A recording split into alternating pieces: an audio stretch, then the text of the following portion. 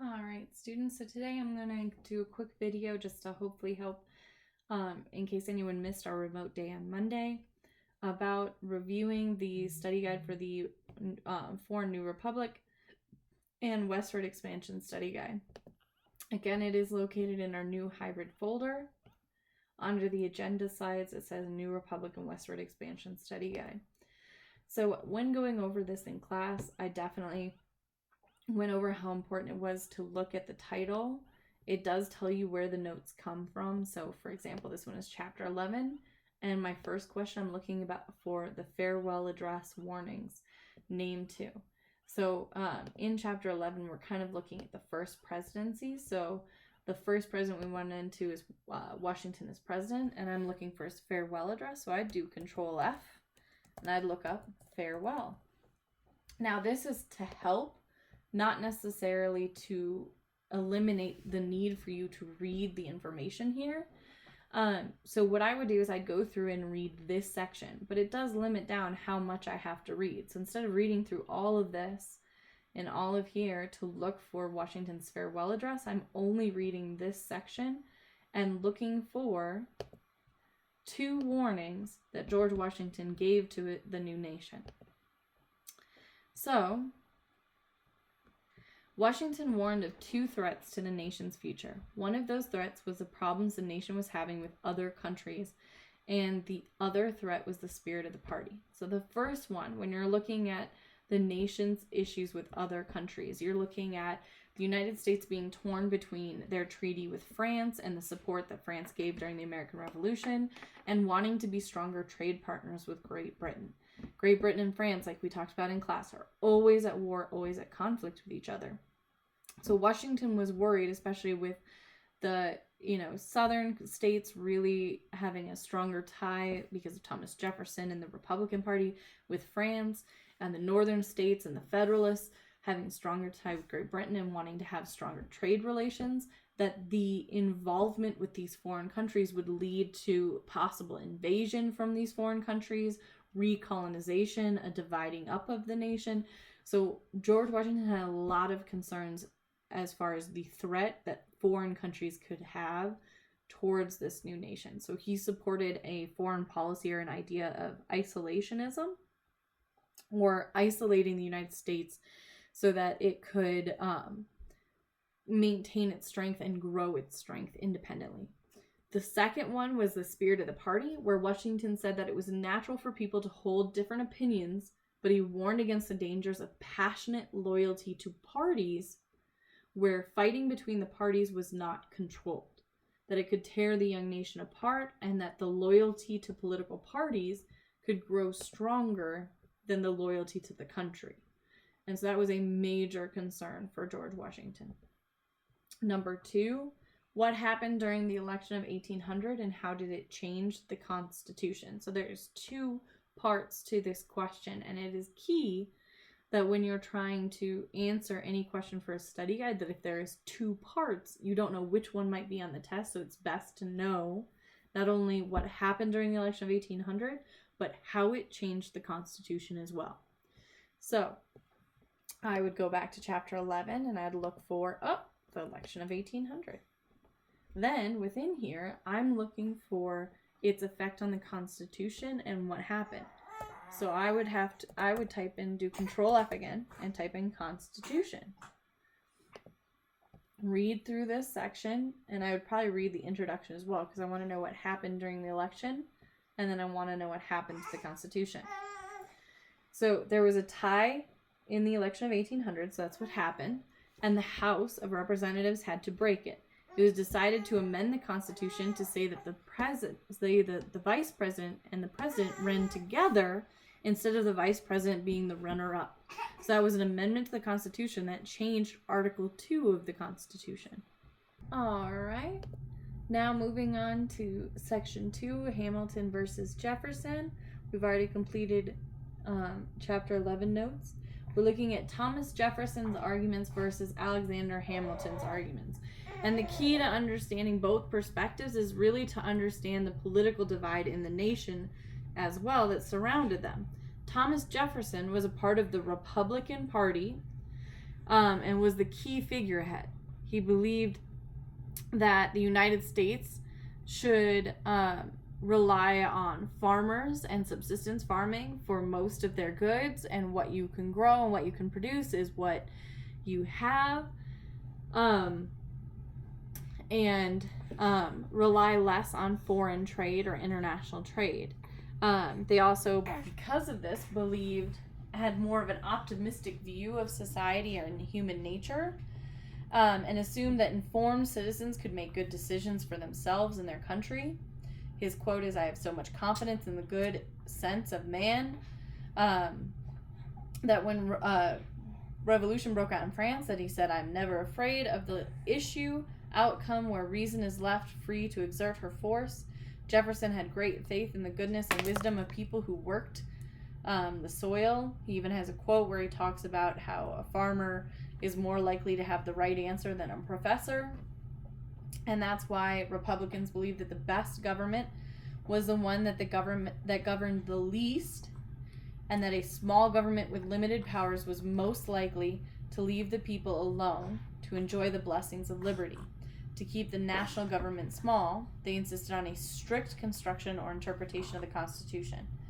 The Constitution, they insisted, meant exactly what it said, no more and no less. So a textual interpretation of the Constitution. Exactly what it says there. Any addition to the powers listed in the Constitution, such as creating a national bank, was unconstitutional and dangerous. And that's directly targeted at Alexander Hamilton. So in Thomas Jefferson's argument, or in his letter to George Washington, you see definitely still respect and deference for George Washington, but you see less you see more of a respect of a colleague with Thomas Jefferson, who was closer to the same age as George Washington and grew up very similarly to George Washington, where they were both Virginia plantation owners, grew up very wealthy and well educated. And so Thomas Jefferson was very respectful, but even in his letter, he told George Washington that while he won't speak out openly except to close friends, while George Washington is in office, however, after Thomas Jefferson was no longer in the cabinet, he would let the press know what his thoughts were on what happened and on the National Bank and Alexander Hamilton, his personal character and everything. So that's Thomas Jefferson.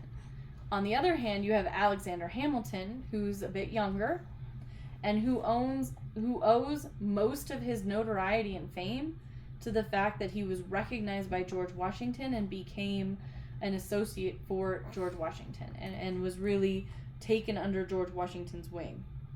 And so in his letter to George Washington, you see more like the respect from a kid to a fatherly figure, and is still in his defense talking about how he's never spoken out against Thomas Jefferson, that he would never do anything to undermine George Washington's cabinets, and speak out openly against him. So that is Alexander Hamilton's argument. He is a Federalist that is for a stronger national government. He has a much more bleak view of human nature. He believes that people, because of his experience during the Revolutionary War, that they will take their interest and desire for personal profit over the cause of patriotism and the needs of the country.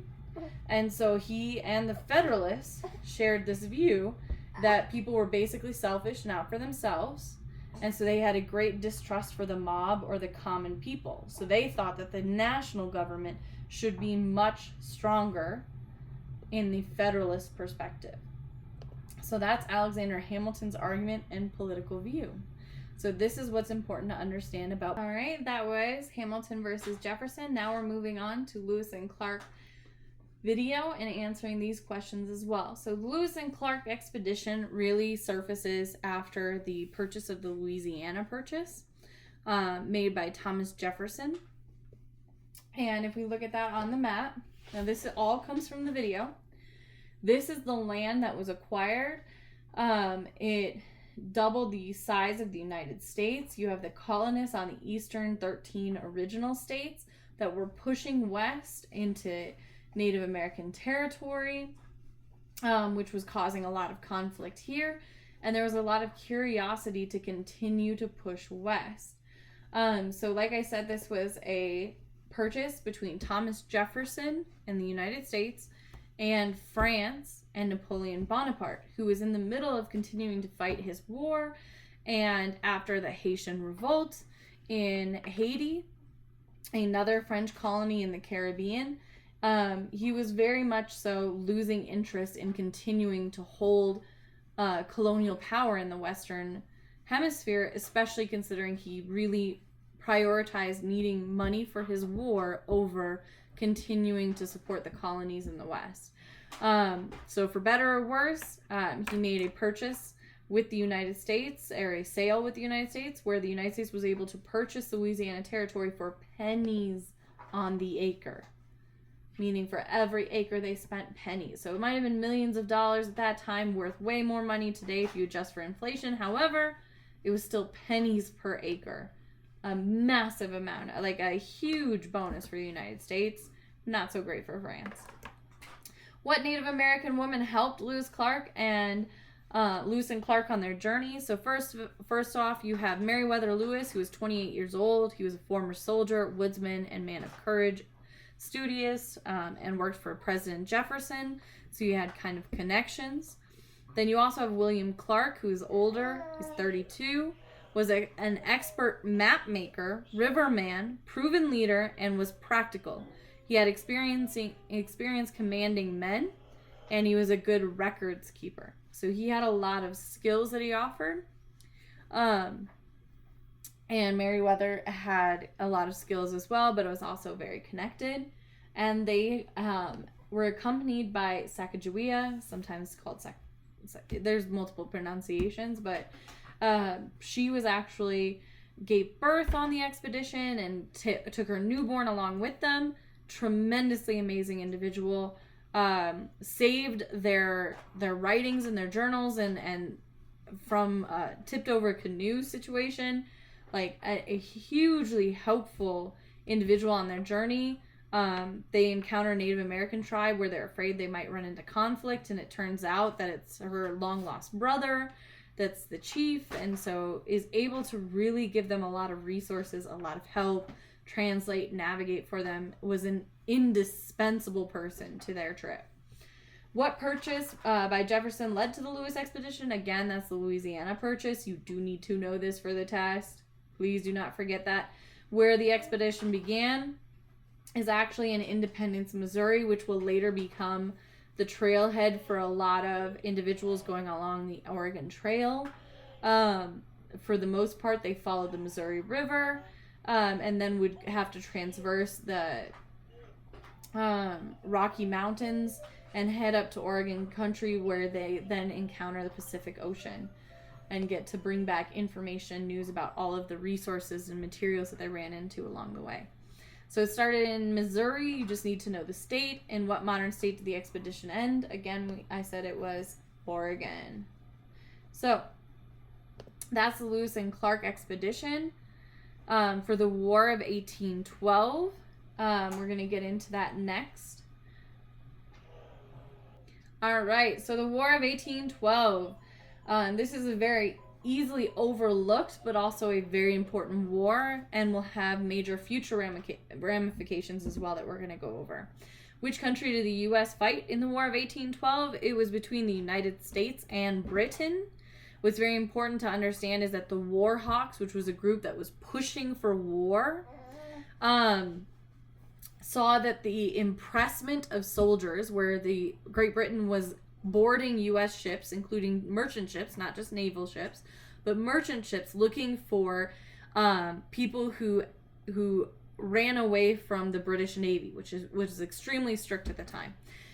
And they would go aboard these ships, and if you didn't have proof of U.S. citizenship, they would claim that you were part of the British Navy and you were trying to evade them. And so they actually ended up of, I think, the 6,000 people that they boarded and would take hostage, only I think 1,100 of them weren't actually British navalmen. And so it wasn't a significant percentage, but that's still a lot of people who were U.S. citizens that were now kidnapped and taken into the British Navy. So it was a huge political debate. It was a huge issue. The war hawks had an ulterior motive as well to trying to get the U.S. to join the War of 1812, or what would become the War of 1812. They also wanted the United States to invade Canada and take the Canadian land away from Britain. So this is kind of the start of the war, what country we're involved with. Who was the president of the United States during the War of 1812? That would be our fourth president, James Madison. And why did Native Americans support the British during the War of 1812? This is extremely critical, especially when we look at future relations between the United States and Native American tribes. You have individuals like Tecumseh, who started his own confederacy of Native American tribes, who were already in the midst of attacking settlers. So if we look at the map again, who were moving into this Ohio River Valley. So you have to remember tribes like the Wampanoags, the Powhatans, many tribes that already lived in this area along Manhattan, like the Minities, the Mohicans, which I know that's not how their original name is actually pronounced, but they're actually pushed out of what became the original 13 states and pushed west for the most part, and continue to be now invaded upon in this Western Ohio territory. They thought that they'd be pretty safe past the Appalachian Mountains. However, that doesn't end up being the case.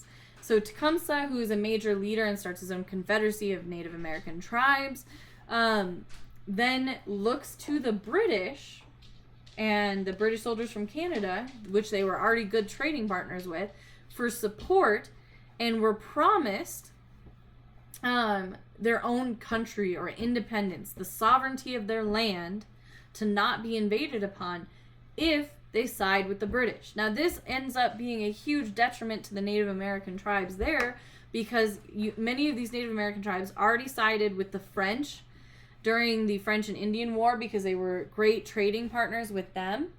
Then they also sided with the British during the Revolutionary War because, again, the British would try to promise them and give them guarantees of sovereignty in their own land. But then when the British lose, they're not able to fulfill that. So now, again, many of these tribes are siding with the country that will promise them sovereignty and their protection of their own land, just where they were living. They just wanted their land to be protected. Unfortunately, this has a huge negative impact because now you have this country that after the War of 1812, when the U.S. wins, many of these Native American tribes now have sided against the United States interests multiple times on major battles and in major wars. So this will have ramifications later on. And it includes, after the War of 1812, the ratification of Tecumseh's Confederation and the killing of Tecumseh. So, what major U.S. landmark was burned during the War of 1812? Well, when Great Britain invaded the capital, they burnt the White House. After the burning, or before the burning of the White House, we actually owe James Madison's wife a huge debt of gratitude because she ordered the saving of many artifacts and relics from the White House as they're trying to evade capture and escape the White House to save their lives. She saves the portrait of George Washington, otherwise we would not have that anymore today. The accurate portrait taken during his life. So, that's a huge impact. You do need to know that the White House was rebuilt. It is in a slaveholding state. So most of the workforce that rebuilt the White House would be enslaved people that rebuilt most of the Capitol.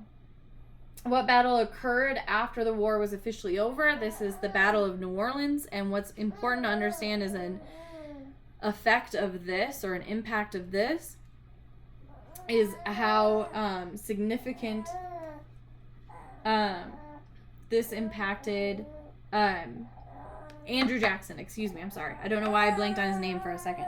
Andrew Jackson gained a lot of, who will later become a president of the United States, and is responsible for the Trail of Tears, which we'll talk about in just a second. But gains a lot of his notoriety from the War of 1812. He had a lot of respect from his men. At one point, he gives up his horse so that an injured part of his company or his regiment can ride on the horse while he walks amongst his men, which is rare for a higher up person to do at that time. And so he has a lot of respect from his individuals, and he gets a lot of fame for his victories in the Battle of New Orleans and everything, even though the battle was fought after the war officially ended. So that'll also have later ramifications by allowing the election of Andrew Jackson, etc., etc. So now we are on to chapter 15, Manifest Destiny and the Growing Nation. Now remember, Manifest Destiny is the idea that was given by John O'Sullivan. John O'Sullivan, that explained the idea or the feeling that a lot of Americans shared. So it wasn't just him, that it was the United States God-given destiny, like a religious zealot, like a God-given destiny to move all the way west. That the U.S. should extend from Atlantic to Pacific. All right, so that's the idea of manifest destiny, and with that, you have the other acquisitions of land that we're going to talk about. We talk about the Oregon Country, and especially the Mexican cession and the annexation of Texas. That's going to be a big part of our focus when we look at the land acquisitions in the West. So, explain the annexation of Texas, including how different groups of people felt about annexation. So, you have to remember, Texas was an independent state, but most Texans were American who wanted to join the U.S. after Texas had become an independent state. So, that's why Texas is the only state that's legally allowed to fly their state flag at the same height as the U.S. Everyone else has to put theirs below it. Because at one point Texas was their own country, and that's why it's called the Lone Star State. Texas remained independent for 10 years, and most of it had to do with the issue of slavery. In the United States, Southerners wanted to add Texas because it was a slave-holding state that allowed slavery. Northerners did not want Texas because it was a slave state, and they wanted to keep the balance of free and slave states and didn't want to add more power to the South. There was a third party that were also afraid that if they annexed Texas, because Texas had just fought for its independence from Mexico, there was a disputed territory between the Rio Grande River or the Nueces River as to which one is the official border. So they were afraid that if the United States annexed Texas, that it could cause a war with Mexico. This also includes the information that when we look at the Tejanos, number 2, who were they and why did they resent Americans? Well, they were the Texans of Mexican descent. They were the Texans of Mexican descent that lived in Texas, where these American settlers were also moving in. Now, they were allowed to come to Mexico, the Americans, if they promised to become Mexican citizens and join the Catholic Church, because most people in the United States were of the Protestant faith, or meaning of the Christian faith, but weren't Catholic. So this could include Puritans, Calvinists, the Baptists, etc., etc., etc., Lutheran, later Mormons. We, could include. We'll also talk about them, but there was predominantly non-Catholic people, but they refused to do that. So these people were supposed to come to Texas, assimilate, culturally, religiously, maybe even linguistically, like alter their language, because people who were of Mexican descent were in this area were also formerly from like Spanish colonized Mexico. So there you have Spanish language, you have the Catholic religion that was brought over, but the American settlers refused to assimilate, and these new settlers did not respect Mexican culture and did not become citizens. So you have a huge divide where there was an expectation of these American settlers when they came by these Tejanos or Texans of Mexican descent, and it wasn't being lived up to. Now, a big other issue was that Mexico had outlawed slavery in 1829. That's the answer to number 6. But many of these American settlers were coming from the South and were slaveholders and were bringing enslaved people with them, which is why once Texas gains its independence,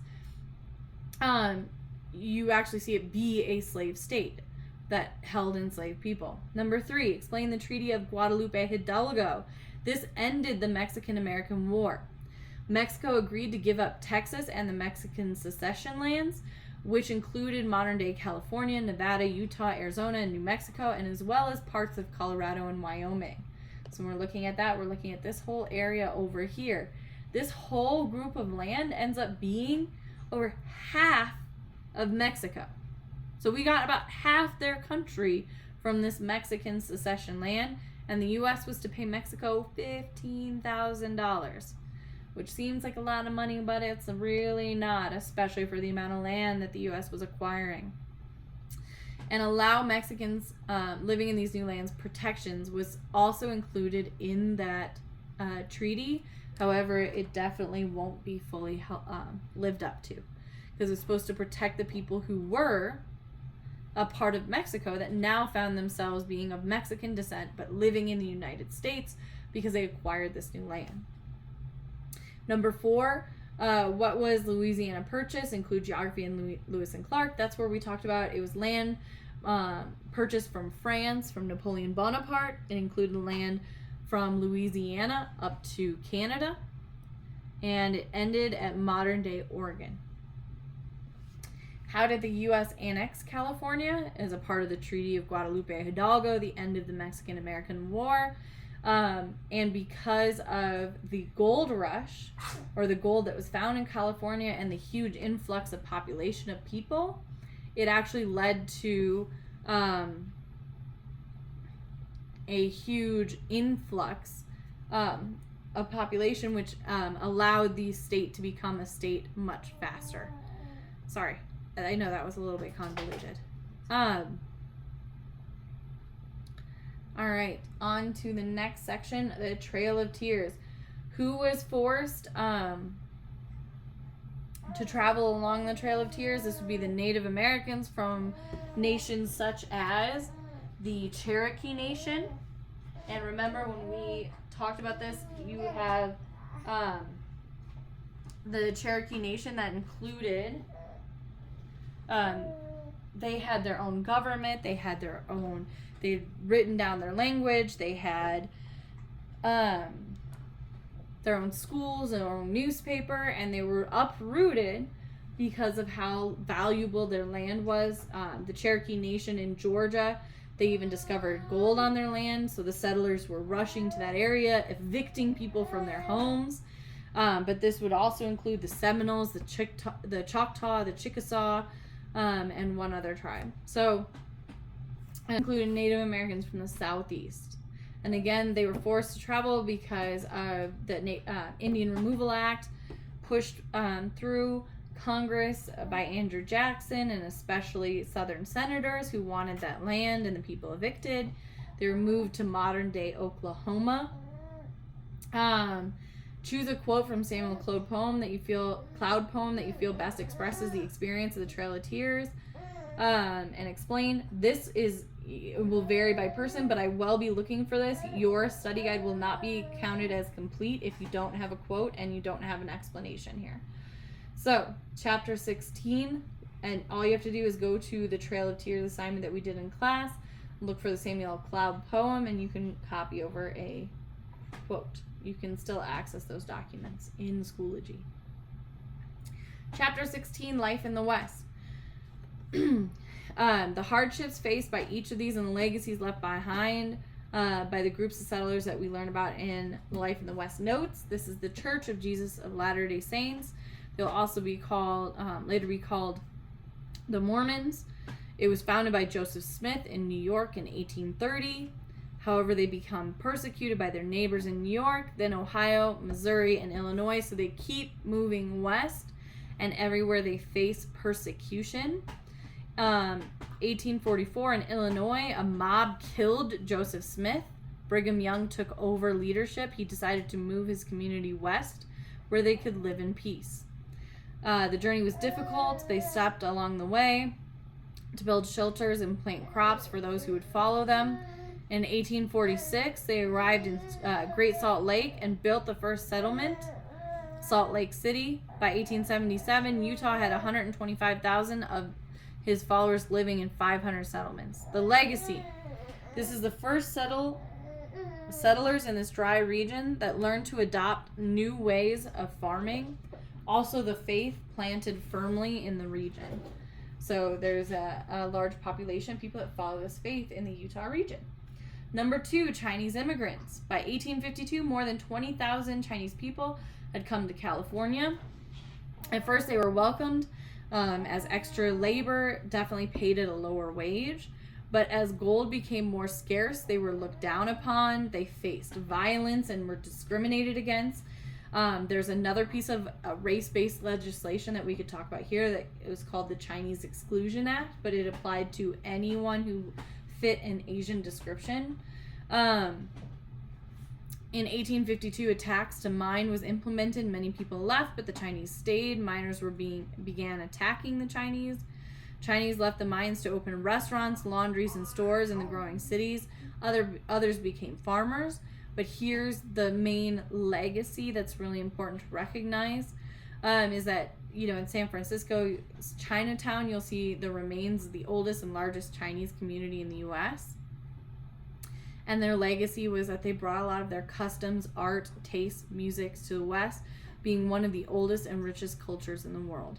So that's a huge legacy left behind, especially in the West, and introducing people to new foods. Women. Oops, sorry, I lost my place. Women. Many came with husbands and families, like their parents. Others came alone, seeking homesteads or husbands. Between 1840 and 1869, 350,000 people traveled west in covered wagons. Journeys lasted 4 to 6 months and about 2,000 miles. Now, here's the most important legacy that kind of came out of this, is that because of the difficulty of life in the West, women had to do more hard work than their sisters in the East, and kind of rose to the challenge. They were seen to be able to uphold their own and do more of the work, so they were allowed more freedoms. Women were able to vote in Wyoming in 1869, while other women will have to wait over 50 years, or about 50 years after this, to get the right to vote. Their journals are a wonderful primary source. Last one is the 49ers, so named because in 1849, gold was discovered in California, and then many people rushed to California to seek gold and riches. So it's the mining camps that were built up. This allowed California to become a state in 1850 and had enough people because of the gold rush. So this is, but not least, we have the map here that shows the land acquisition, and you have to match what land acquisition goes with which section of the map. This is something you are going to have to know all of these for the test, so it's very important that you know that the Louisiana Purchase matches up with A. This is the land that was acquired by Thomas Jefferson. Then Lewis and Clark would go on their expedition with Sacagawea. Oregon country will be B. This will be a land acquisition that'll have a disputed territory or boundary or border between Great Britain and the U.S., and this will be purchased later on. Mexican cession. This is after the war, the Mexican-American War. So this is not including Texas. This is looking at just the land acquired through the Mexican-American War. So this is including California and the other states we talked about. So this would be C. The Gadsden Purchase, it will be later on, and it'll actually complete our current modern day southern border with Mexico, and that is E. So you'd put E here. And then Texas annexation, this is where Texas goes from being an independent state to a part of the United States in D. Now, this map does show the border at the Rio Grande River. However, there was another river about here called the Nueces, and that was the disputed territory between the U.S. and Mexico. So the annexation of Texas is just talking about when Texas goes from being an independent state to being a part of the United States. That would be D. All right, so you guys should be able to study for the test and be prepared based off of this video. I hope it helps. You guys have a wonderful time studying, and let me know if you have any questions. Woo!